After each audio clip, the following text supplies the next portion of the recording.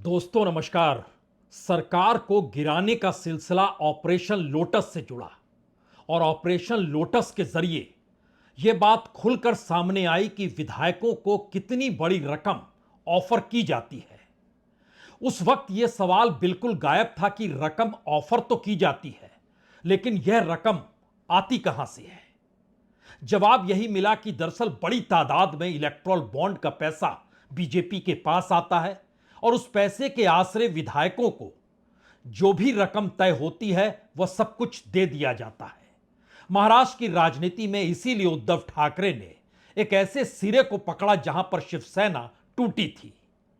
उस सिरे को जब उन्होंने पकड़कर यह कहा कि 50 खोखे एकदम ओके, तो यह राजनीति गरमाई जरूर, लेकिन यह सवाल तब भी अनसुलझा था कि आखिर पैसा आता कहां से है और क्या वाकई पैसा देने के लिए कोई अलग से खजाना है और उस खजाने की चाबी क्या दिल्ली में रखी हुई है। जवाब खुले तौर पर कभी आ नहीं पाया, लेकिन राहुल गांधी ने अब उस नब्ज को पकड़ना शुरू किया है। यह एक ऐसी नब्ज है जो भारत के भीतर सत्ता और कॉरपोरेट के नेक्सस के हिस्से को ना सिर्फ खोलती है बल्कि यह भी बताने से चूकती नहीं है कि कितनी बड़ी तादाद में राजनीतिक सत्ता को बरकरार रखने के लिए कॉरपोरेट क्या कुछ करते हैं और उस कॉरपोरेट को उसकी एवज में क्या कुछ दिया जाता है। दरअसल महाराष्ट्र चुनाव के भीतर अडानी एक मुद्दा बन चुके हैं और अडानी के मुद्दा बनने का मतलब बहुत साफ है। अगर महाराष्ट्र के भीतर अगाड़ी की सरकार आती है, यानी कांग्रेस, उद्धव ठाकरे की शिवसेना और शरद पवार, और जिस रास्ते राहुल गांधी अब अडानी को मुद्दा बना रहे हैं, उसके बाद कोई रास्ता बचेगा नहीं अघाड़ी के सामने भी कि अगर वो बड़ी कार्रवाई अडानी के खिलाफ करती नहीं है। क्योंकि अभी तक यह माना जाता रहा कि दरअसल किसी भी बड़े उद्योगपति या कॉरपोरेट को लेकर कोई भी राजनीतिक सत्ता कभी कार्रवाई नहीं करेगी या नहीं करती है, क्योंकि उसने अपने पैर इस देश के इंफ्रास्ट्रक्चर में या जरूरतों के मद्देनजर इतने पसार लिए होते हैं, या फिर उस कॉरपोरेट की जरूरत राजनीतिक सत्ता किसी की भी हो उसे पड़ती ही है। लेकिन नया सवाल तो यह हो चला है, क्या वाकई अडानी का बिजनेस जो महाराष्ट्र के भीतर है, अगर अगाड़ी की सरकार आती है तो वो फल फूल सकेगा या नहीं सकेगा। और उसके भीतर लाखों करोड़ों की उस पूंजी का जिक्र है जो अलग अलग योजनाओं के जरिए अडानी को सौंपी गई है क्या। लेकिन इसका एक दूसरा सिरा भी है।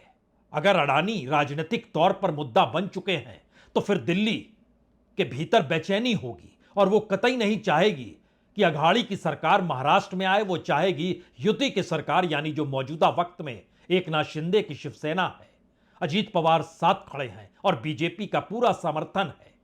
इन्हीं की सरकार होनी चाहिए जिन्होंने अपने तौर पर अलग अलग योजनाएं अडानी के हवाले की है।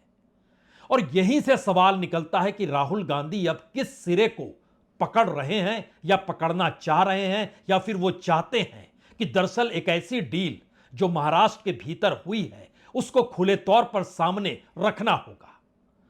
अभी छिटपुट अवस्था में बातें रखी तो जा रही है, लेकिन उसकी पैमाइश को अगर समझें तो कांग्रेस के मंच के जरिए राहुल गांधी इन बातों को अब खुले तौर पर जनता के सामने रखना चाहते हैं, जिससे जनता समझ पाए कि दरअसल कॉरपोरेट और सत्ता का नेक्सस कितना खतरनाक होता है और जो भी बदहाली समाज के भीतर है वो बदहाली इसी नेक्सस की वजह से होती है।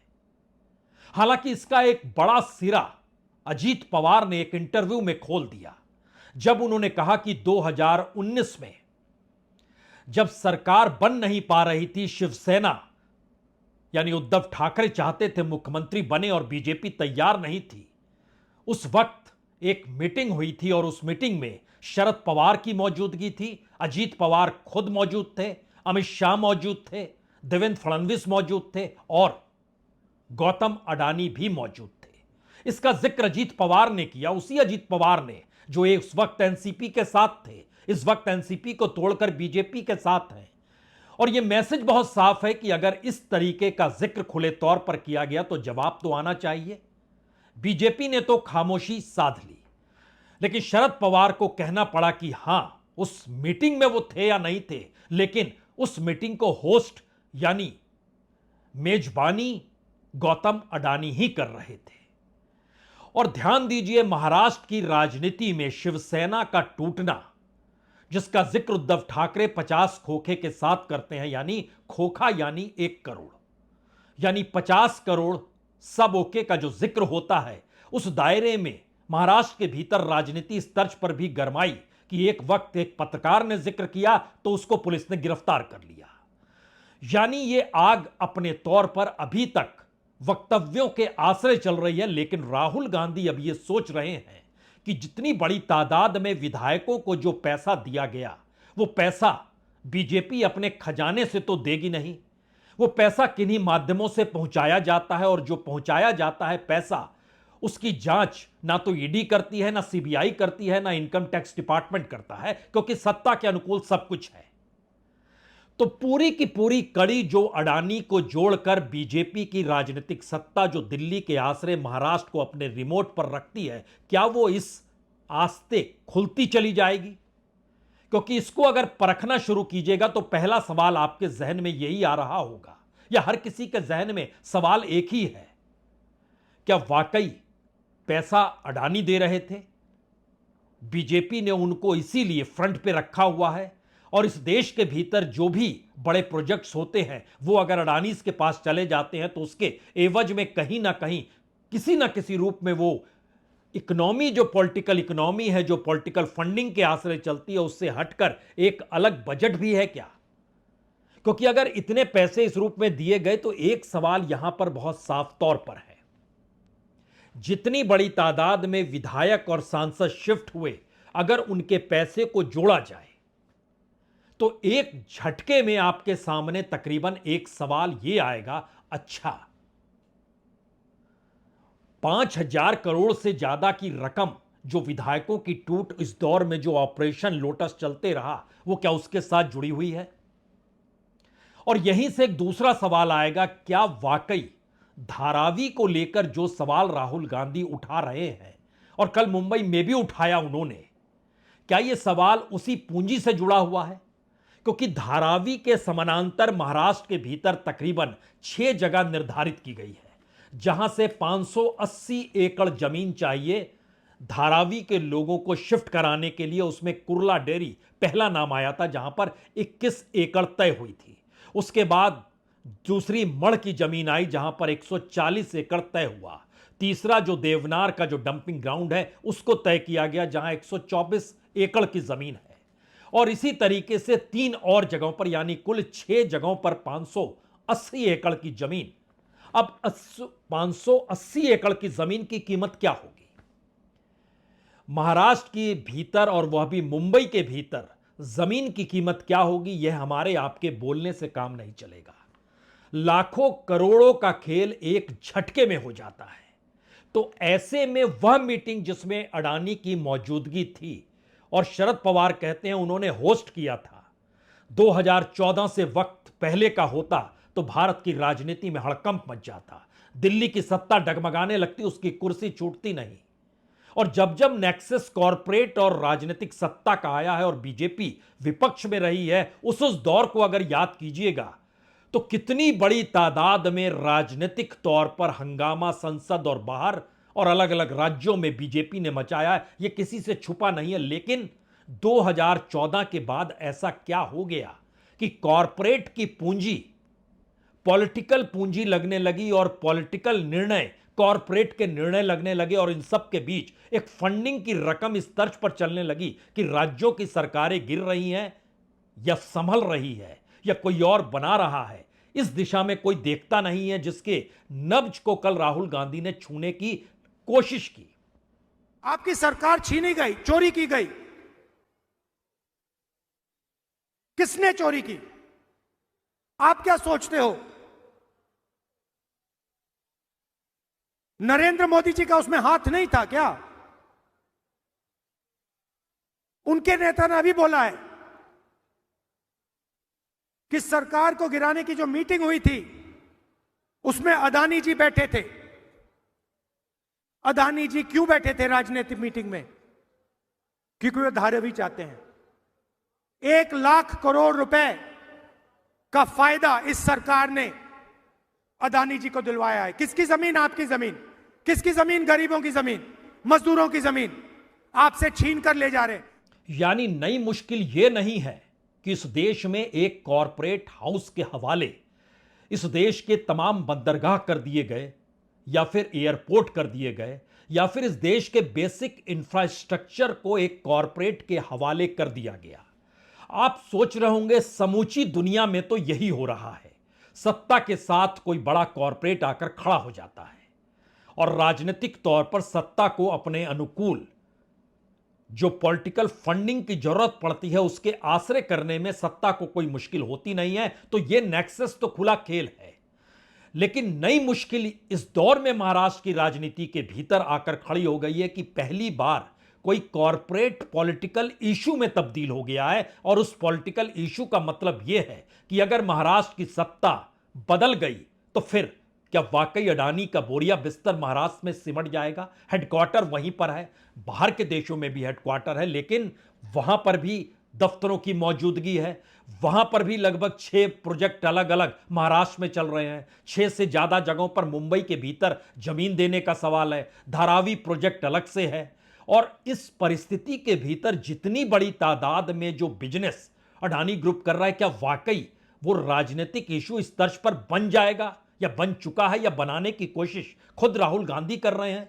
क्योंकि पहली बार राहुल गांधी का सवाल इसलिए बड़ा हो चला है क्योंकि वह प्रधानमंत्री को भी सीधे तौर पर अडानी से जोड़ने में हिचकते नहीं हैं, या कॉरपोरेट प्रेम जो इस देश के भीतर की राजनीतिक हकीकत बन चुकी है उसको खड़ा करते हैं और उसके समानांतर इस देश में हाशिए पर पड़े तबकों का जिक्र करते हैं कि उनको मुख्य धारा में कौन रोकता है।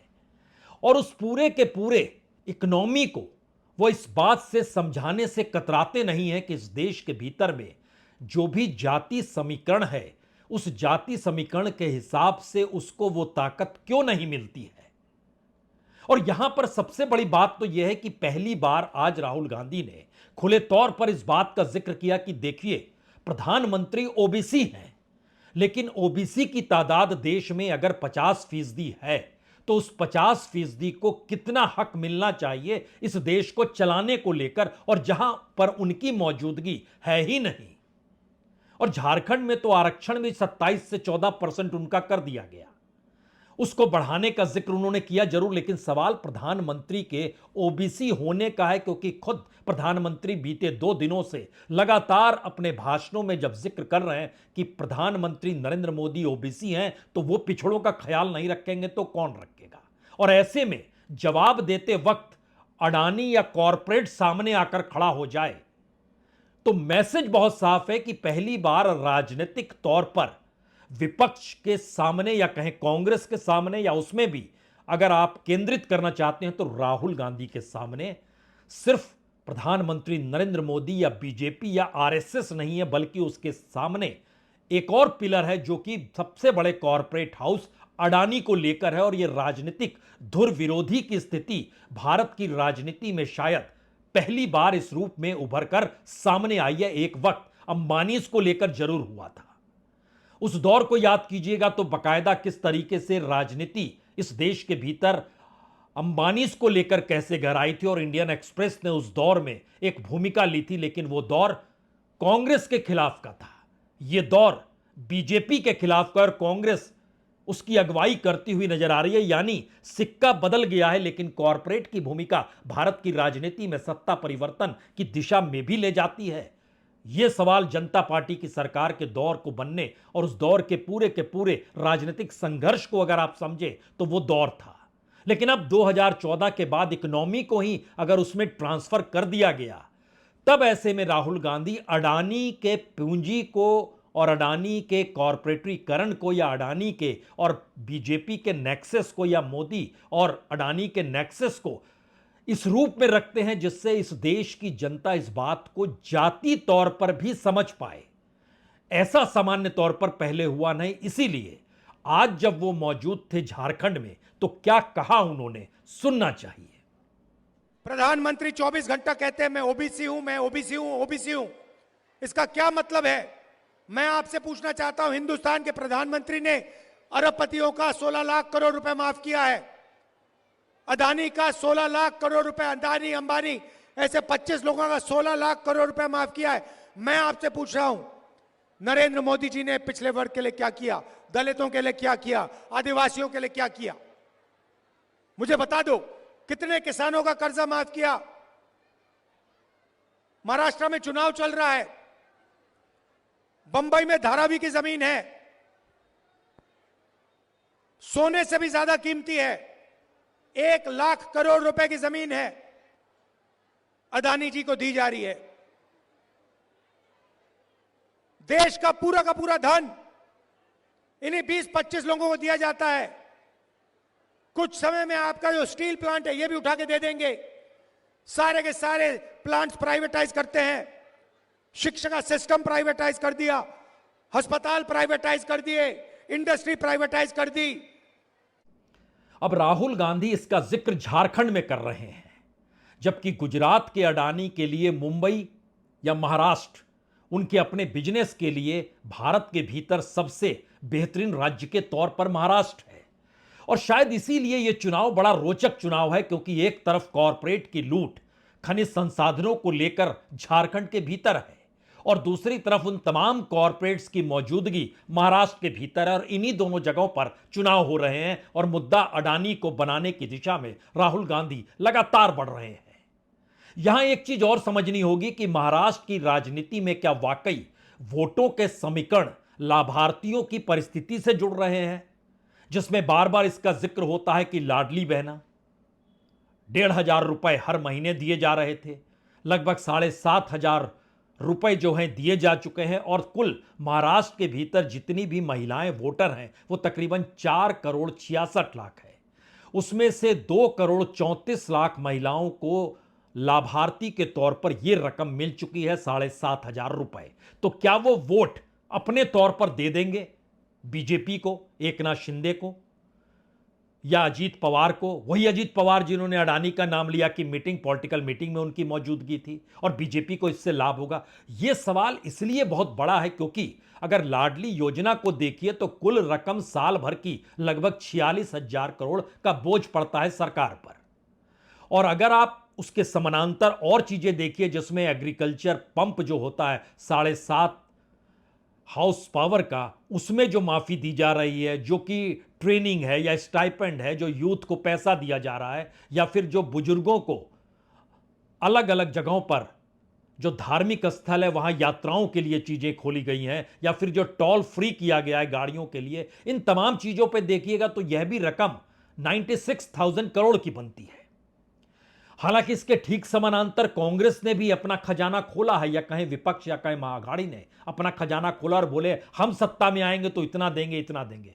दरअसल ये रकम मायने इसलिए नहीं रखती है क्योंकि उसके समानांतर इतनी बड़ी रकम अडानी को लेकर राहुल गांधी लगातार जो जिक्र कर गए कि 1 लाख करोड़, हमारी टीम ने पता लगाया तो वो 1 लाख करोड़ नहीं है, वो तकरीबन 2 लाख करोड़ की जमीन है जो धारावी की, और उसके अलावे जो 580 एकड़ अलग अलग जगहों पर धारावी के लोगों को बसाने के लिए है, उसकी कीमत और ज्यादा है।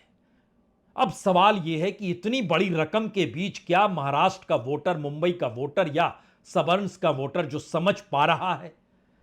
क्योंकि राहुल गांधी जिस राजनीति को साधना चाह रहे हैं और जिस रूप में वो कह रहे हैं अपनी बात, उसका मैसेज बहुत साफ है। वो चाहते हैं कि पॉलिटिकल ट्रांसफॉर्मेशन पहली बार वोटरों के भीतर हो, यानी वो वोट दें या ना दें लेकिन समझ तो जाएं कि वो किस जमीन पर खड़े हैं। और कॉरपोरेट को लाभ देने का मतलब उनके अपने मुश्किल हालात है, क्योंकि अगर सब कुछ पब्लिक सेक्टर से निकालकर प्राइवेटाइज किया जाएगा तो रोजगार कहां बचेगा?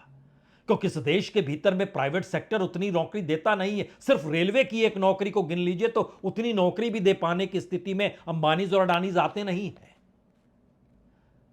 इस सब के बीच कॉरपोरेट जब मार्केट में आता है तो अपना मुनाफा देखता है, तो महंगाई सीधे सीधे उससे जुड़ी हुई, और सरकार अपने तौर पर जीएसटी की वसूली करती है। अब इस पूरी दौड़ में कहां किसान, कहां मजदूर, किन बातों का जिक्र किया जाए? तो क्या इन बातों को जो समझाने की पूरी प्रक्रिया संविधान के आसरे राहुल गांधी लेकर चल रहे हैं कि देखिए संविधान ने ही आपको ताकत दी है, यह संविधान ना होता तो राजा रजवाड़ों का वक्त होता। यह संविधान और उसमें लिखे शब्द जो हैं, सबको समान अवसर मिलना चाहिए, यह एक बेसिक लाइन है, और उसी में सारी चीजें खत्म कर दी गई, तो क्या यह संविधान खत्म होना नहीं है? लेकिन अगला सवाल यह भी है, क्या वाकई ऐसी स्थिति आ गई है कि इस दौर में उन बातों को ना पहुंचाया जाए, यानी जो अजीत पवार ने कहा, जो राहुल गांधी ने कह रहे हैं, उन बातों को मीडिया देखिए ब्लैकआउट कर देता है, क्योंकि उसे पता है कि अगर इन बातों का शोर मचने लगेगा तो इस देश के भीतर का मेन स्ट्रीम मीडिया, उसका प्रॉफिट, उसके प्रॉफिट के तरीके, उसका कॉरपोरेट के साथ मिलना या उसका खुद एक मीडिया हाउस में कॉरपोरेट की तर्ज पे तब्दील हो जाना, ये सारे सवाल उठने लग जाएंगे। तो मीडिया उस दिशा से बचना भी चाहता है और सरकार की निगाहों में भी रहना चाहता है, क्योंकि सत्ता की निगाहें जो होती हैं बड़ा लाभालाभ दे देती है, क्योंकि उसके पास तमाम ताकतें मौजूद है। इसीलिए अब पहली बार निशाने पर मीडिया को किस रूप में लिया जाए या लिया जा रहा है, जहां पर जिक्र इस देश के भीतर उसी कॉरपोरेट, उसी अडानीज, उसी परिस्थिति, उसी नेक्सस का है जो राजनीतिक तौर पर शायद दिल्ली को परेशान कर रहा होगा। लेकिन क्या वाकई महाराष्ट्र और झारखंड के भीतर ये सारे सवाल बड़े होंगे? क्योंकि तालियों का शोर राहुल गांधी के इन बातों को बोलने पर जब वो मीडिया को भी निशाने पर लेते हैं, तो शोर देखिए कैसे मचता है। ये मीडिया वाले जो बैठे हैं, ये जो बैठे हैं कैमरा लिए, इन्होंने कभी किसानों की बात की है? मजदूरों की बात की है? स्टील प्लांट की बात की है? कभी नहीं करेंगे। ये उनके हैं, अदानी के, इसलिए ये 24 घंटा मोदी का चेहरा दिखाते हैं। जो गरीबों की बात करेगा, जो धारावी की बात करेगा, जो बोकारो स्टील प्लांट की बात करेगा, जो मजदूरों की बात करेगा, उसको ये गाली देंगे और उसका चेहरा ये कभी नहीं दिखाएंगे, क्योंकि ये अदानी के हैं, अंबानी के हैं, बड़े बड़े अरबपतियों के हैं, आपके नहीं है।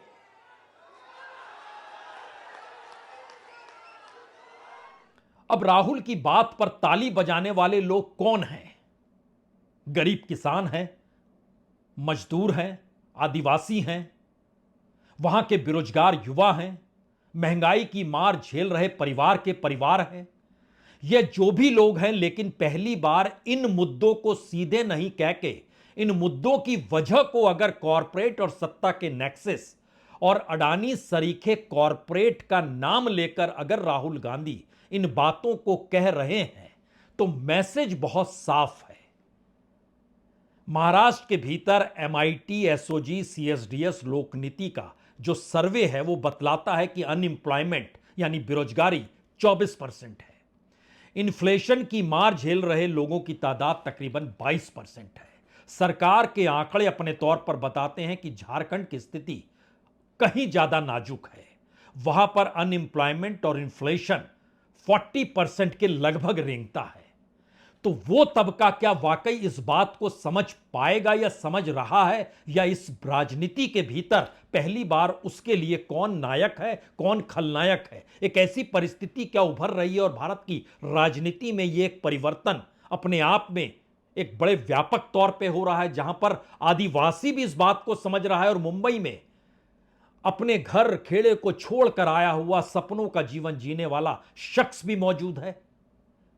क्योंकि प्रधानमंत्री अपने तौर पर यह कहने से चूकते नहीं है कि मुंबई सपनों का शहर है, लेकिन उन सपनों के भीतर की हकीकत किस रूप में चलती है और किस बदहाली में लोग वहां पर रहते हैं, इस दिशा में क्या विकास की धारा तय करेगी जो अडानीज के हिस्से में जा रही है? यह सवाल राहुल गांधी उठाते हैं और सपने प्रधानमंत्री जिक्र करते हैं। साथियों, मुंबई सपनों का शहर है, तो महायुति सपनों को सिद्ध करने वाला गठबंधन है। देश का गरीब, मध्यम वर्ग और सामान्य मानवी, जिसे दशकों तक खुलकर सपने देखने का भी मौका नहीं मिला, आज उसके सपने पूरे हो रहे हैं। यह वाकई अद्भुत दौर है और शायद यह चुनाव अपने आप में सबसे अलग है, क्योंकि एक तरफ देश का सबसे गरीब इलाका संथाल परगना का इलाका, जहां पे बड़े कॉरपोरेट की मौजूदगी, वहां पर आज प्रधानमंत्री भी थे, वहां पर आज राहुल गांधी भी थे। प्रधानमंत्री का विमान देवघर में तकनीकी वजह से खराब हो गया, राहुल गांधी गोड्डा में मौजूद थे, वो वहां से उड़ नहीं पाए जब तक प्रधानमंत्री के विमान की वैकल्पिक व्यवस्था उड़ान भरने के साथ हुई नहीं। तो क्या भारत की राजनीति में प्रधानमंत्री के इर्द गिर्द इस देश की समूची राजनीति घुमड़ रही और विपक्ष उड़ान भर नहीं पा रहा है? शायद 4 बड़े मुद्दे पहली बार इस देश में चुनाव के साथ जुड़े हैं। पहला बड़ा मुद्दा तो यही है, क्या वाकई कॉरपोरेट पॉलिटिकल तौर पर एक मुद्दा बन गया है जिसके शीर्ष पर अडानी की मौजूदगी है? दूसरा सवाल, क्या वाकई इस देश में दिल्ली में बैठी हुई राजनीतिक सत्ता और कॉरपोरेट के नेक्सस की वजह से लोगों को जो परेशानी बेरोजगारी और महंगाई की है उससे जोड़कर देखने की परिस्थिति में लोग आ रहे हैं?